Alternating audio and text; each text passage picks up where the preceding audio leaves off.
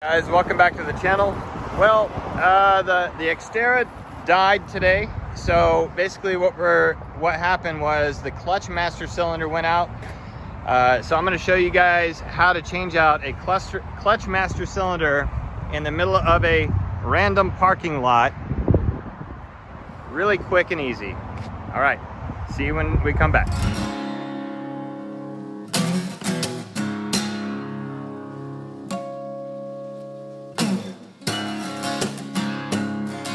Okay, so the slave master cylinder is right here, and it's fairly new. Even though it looks rusty, it's fairly new. So the way I checked it, so the symptoms are the clutch pedal goes all the way to the floor and it won't come back.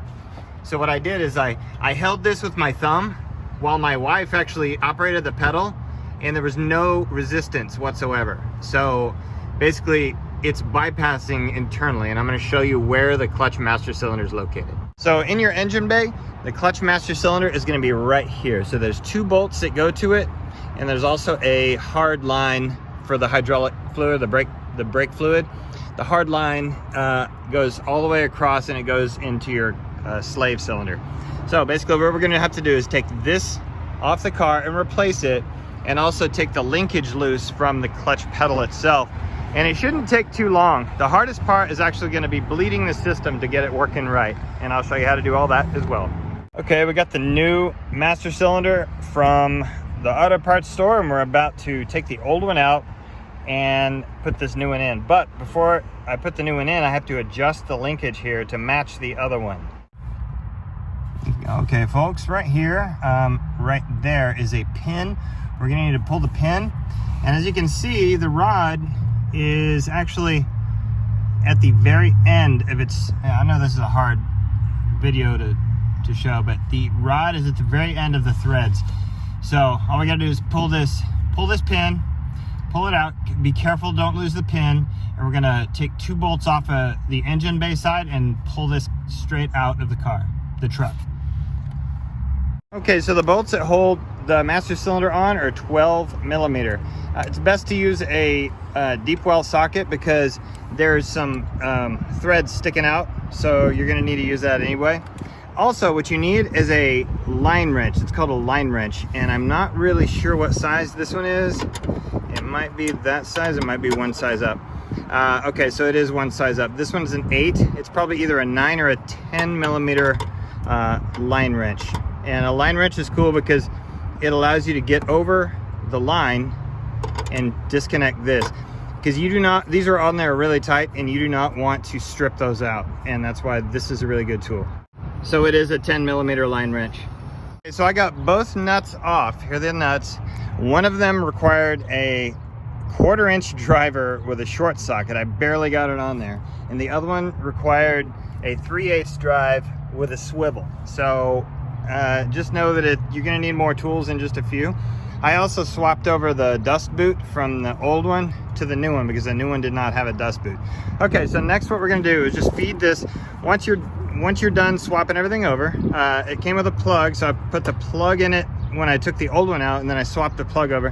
What I'm doing is I'm feeding this linkage, feed it through the hole here, and pretty much it just goes right in the way it came. And if you have an no, I didn't need the assistance of anyone. It fits right up there. All right, so what we have to do is just put the two bolts back on. We're gonna fill it with fluid and bleed it after we connect the linkage. See this this hard line? I have it bungee corded out of the way.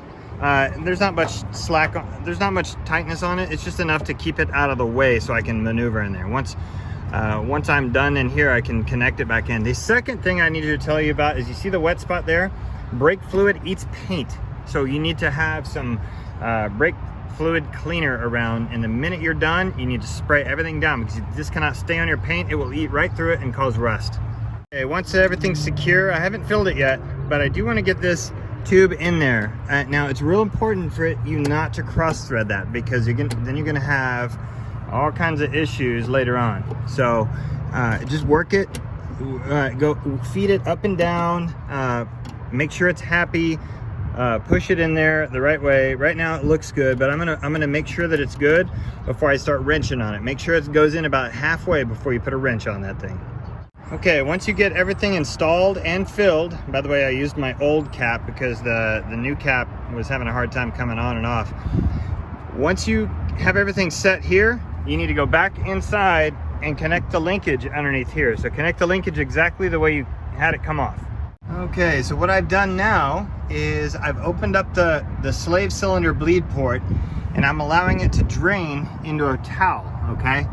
So that's what I'm doing now, and I'm also making sure that I have plenty of fluid in the reservoir. So as this drips, the fluid is black, but I'm making sure that this is always full and it's draining slowly down. So once it's done draining, it's going to replace all the fluid that's the old black fluid that's in the lines. It's gonna replace that with nice clean fluid, and then I'm gonna bleed the system. Okay, for the bleeding steps, it's best to have a partner. All right, so get yourself for this instance, it's a 8mm wrench that fits on this bleed port. So what you're gonna tell your partner to do is you're gonna tell them to push down on the clutch pedal. They don't even need to use their foot. They can use their hand at the beginning, but I think it's going to get worse as they go along. All right, have some sort of cloth down there to catch the fluid or a hose. Okay, now tell your individual to push down. Go ahead and down and hold it. Are you down? Yeah. All right, then what you're going to do is you're going to let this, once I have it down, you're going to bleed it out. Watch, you see that? It's bleeding out. All right, and before they lift their, you're gonna tighten it before they, all right, pull up on the pedal. All right, pump it. As you can see, pump it back and forth if you can. See how the clutch is moving now? It wasn't moving earlier because that master cylinder was bypassing internally. All right, so we're gonna continue this method. As he holds it down, you're gonna bleed it, and then you're gonna close it, and then you're gonna tell him to bring the pedal back up, and you're going to do that until all the air is out, and no problems since it happened. So I ask you to join us next time on I Just Fix It Myself, where we fix master cylinders and things like that. We'll see you guys next time.